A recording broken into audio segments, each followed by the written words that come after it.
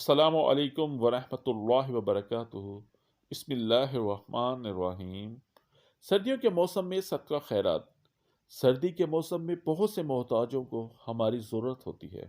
اس مشکل وقت میں ہمیں ان کی ضرورتوں کا خیال رکھنا چاہیے۔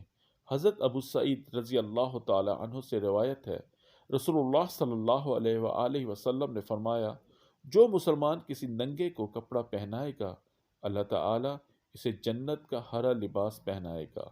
جو مسلمان کسی بھوکے کو کھانا کھلائے گا، اللہ تعالی اسے جنت کے پھل کھلائے گا۔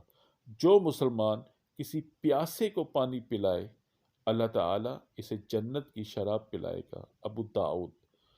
حضرت حسین رضی اللہ تعالی عنہ کہتے ہیں کہ ایک ساحل نے حضرت ابن عباس رضی اللہ تعالی عنہ سے سوال کیا تو انہوں نے اس سے پوچھا، کیا تم گواہی دیتے ہو کہ اللہ کے سوا کوئی عبادت کے لائق نہیں؟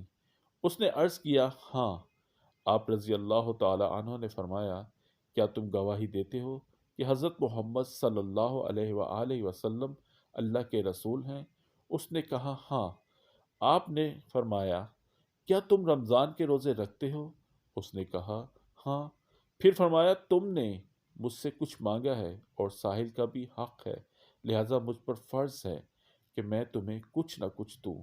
پھر آپ نے اسے کپڑا عطا کیا اور فرمایا، میں نے رسول اللہ صلی اللہ علیہ وآلہ وسلم سے سنا ہے، آپ نے فرمایا، جو شخص کسی مسلمان کو کپڑا پہنائے وہ اللہ تعالیٰ کی حفاظت میں ہوتا ہے جب تک کہ پہننے والے اس کپڑے کا ایک ٹکڑا بھی باقی رہے۔ ترمذی شریف۔